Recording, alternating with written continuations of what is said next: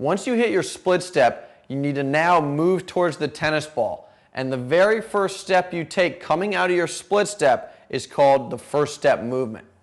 Behind me, when I hit my split step, I'm going to hit a forehand, and again, I'm left-handed, so I step out with my outside foot, my left foot, and now my foot when I step out is more or less parallel with the baseline, and I'm going to push off in the direction that I'm moving to the tennis ball with my inside foot, my right foot. Let's watch this one more time. Coming out of the split step, I step out with my left foot, it's now parallel with the baseline, and I'm pushing off with my inside, my right foot. And from here, now I'm going to maybe run to the tennis ball, maybe take a couple adjusting steps, depends on what kind of ball I'm getting. What you may have noticed is that this movement, this step, is very, very similar to the pivot and the shoulder turn on either the forehand or the backhand, that thing we've talked about in pretty much every single ground stroke video. And you're right.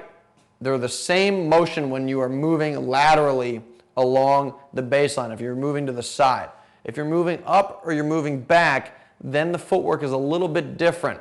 But if you're moving side to side, then the first step movement and the pivot and the shoulder turn are virtually the same thing.